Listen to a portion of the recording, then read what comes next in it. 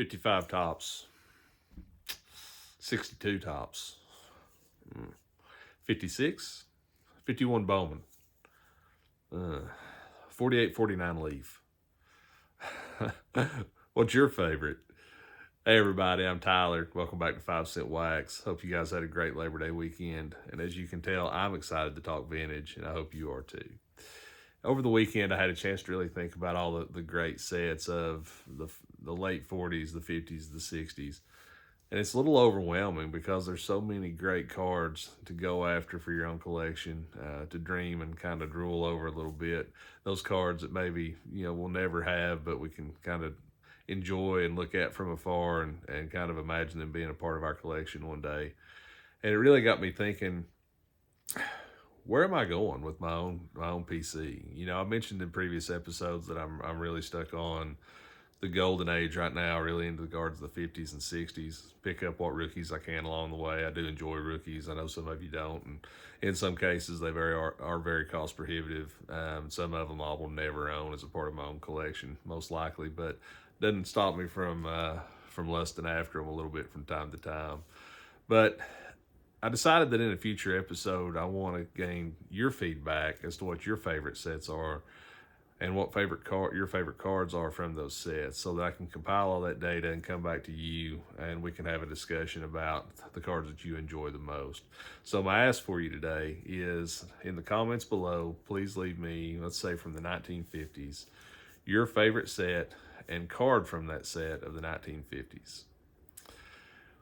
Moving on from that, in today's show, I'm going to show you my August pickups, talk about my hobby plans for the rest of the year, and then we'll step back in time and open some envelopes up for my big bros through the mail collection, see what little nuggets we can uncover today. So stay with me. Here's my August pickups in short order. All right, so we're going to take a look at my latest pickups through August. The first card I'm actually going to show you is a card I picked up very late in July and actually forgot to mention it in with my July pickups. But it is the 1971 Topps, number 117, Ted Simmons. Pretty good picture of old Simba. Got that nickname because of the long locks that he sported at points in his career. And actually saw a picture of him recently. He was still sporting that long mane. But pretty card. Old Ted was a great catcher.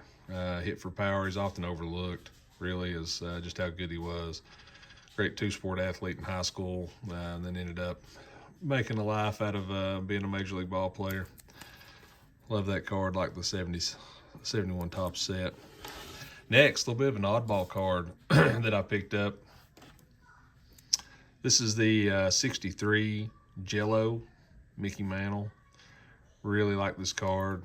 It's a blank back, obviously, back with Jello box, but liked it. It's very similar to the post cereal cards you'll find during that era. And this is I'm finding cards like this are a good cheap way to kind of collect your favorite players that are a little bit more expensive to collect. And so I went ahead and picked that up. Really happy with it. Sure, it'd be an authentic if I ever were to grade it, just because it's hand cut, and I don't think there's I think you got to have the border present around for it to be considered anything but really like this card. And then my favorite, 62 Topps, Manager's Dream, featuring Mickey Mantle and Willie Mays. I've always loved this card. Just thought it was so awesome that you could get Say Hey and the Mick in one picture. But this card's in great shape. Beautiful, beautiful card. And I like this card because there's a story behind the picture. So if you look in the background, you'll see Hank Aaron, Johnny Roseboro, and Elston Howard. And from the research I've done, it appears this picture was taken at Fenway Park prior or at some point during the 1961 All-Star game held there.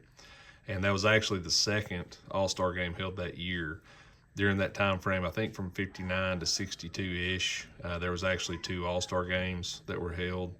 The second benefiting the Players' Pension Fund with proceeds, I guess, from that game. But what a great picture.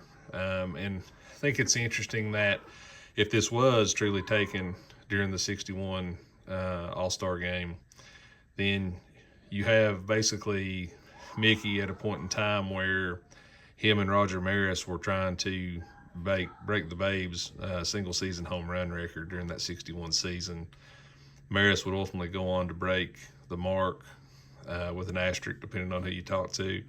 And then Mickey would bow out due to hip injury and associated illness from that injury. But it's also ironic to me that you have Hank standing back here, who would go on to break the Babes all-time home run record in his own right. So what a great picture captured on a single card. So there's most recent pickups. Sure happy to have them. Well, I hope you enjoyed that look at my August pickups. I hope to make it to some good shows over the course of the fall and into the winter. Maybe I can pick up some good stuff to add with it. As far as my calendar and my collecting focus for the rest of the year, the National in October in Nashville, Tennessee at the Nashville Fairgrounds is the next big show that I have that I'm planning on attending. Encourage all of you to check it out if you haven't ever been to that show. I was able to go in July and really had a good time there. Maybe I'll get to meet some of you guys in person. At least I sure hope so. Other than that, there'll be some local shows that I attend more around the Knoxville area. And then, of course, big show is for kicking off next year will be Strongsville in April. So looking forward to all that. But I have a confession to make. I've really fallen in love with the 55 Topps set. It's one's always stuck out to me. It's just beautiful artwork, beautiful color, beautiful arrangements on the cards, and that that nice landscape type of photo, and just love them. And I think that a lot of my focus is going to be on putting together a Hall of Fame run of the 55 set. Of course, I got started with the Killebrew. It just happens to be rookie card that I showed you as one of my July pickups. But I do have the Spawn and the Eddie Matthews on order, although the Eddie Matthews is currently lost in the mail. Bummer. I'll keep you informed as to how that goes and if I ever actually lay hands on that card. But that's kind of what I'm looking to build and do. And of course, some of those cards will probably have to wait just because of the cost. The Roberto Clemente rookie. Specifically in that set, it's going to take a little bit and have to be the right card before I pull the trigger on it. That's kind of one that I can see, trying to pick up at Strongsville next year at the National in Chicago if I'm able to go. But always on the lookout. Of course, I'll also pick up, any of the cheaper cards that I kind of come across along the way. That I like, but that's kind of where my main focus is going to be. That's really what led me to ask the question starting the show, what's your favorite set, is because I was thinking about my hobby plans for the rest of the year and where I wanted my focus to be, and then that kind of just led me down the rabbit hole. Man, there's so many great sets out there. But with that, I'm going to turn it around. I'm going to choose a couple of envelopes out of my stack from Big Bro's collection, do his through the mails. So stay tuned. Let's see what we pull. Remember, I haven't seen what's in these envelopes, so I'm seeing this for the first time with you as we pull cards out of these envelopes. Stay with me as I turn the camera around and get a look at this. All right, time to take a step back with me into my big brother's collecting past. I'm going to open 3 envelopes I pulled off the top of the stack and see what through the mails he was trying to get. See what the first one holds. A lot of stuff in here. Oh, Jeff George. Personalized to Sky, my brother. Nice card. Looks like a early 90s upper deck.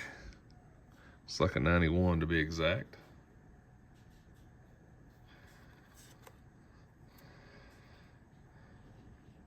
That's cool. Dude had a cannon for an arm.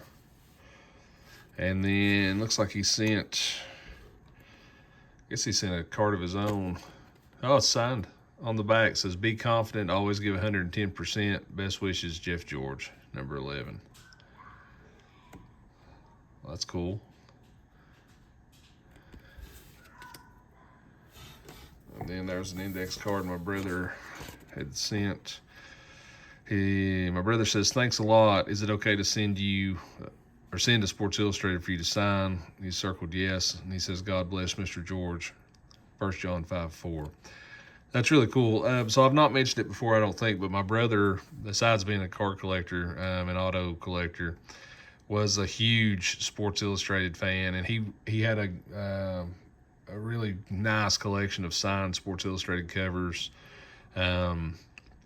That I guess that's kind of how he started scouting out who he would send to and who he wouldn't. But got a Tony Gwynn Sports Illustrated that's signed that I brought back and put on display with a couple of Gwynn cards and items that he had. But really, really cool to see that and tie those things together.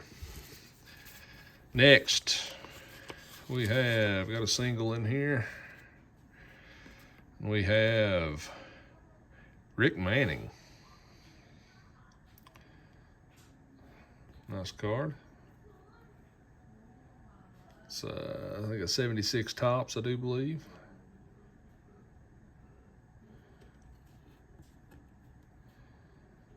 Nice Sharpie auto. And then last but not least, what we got here?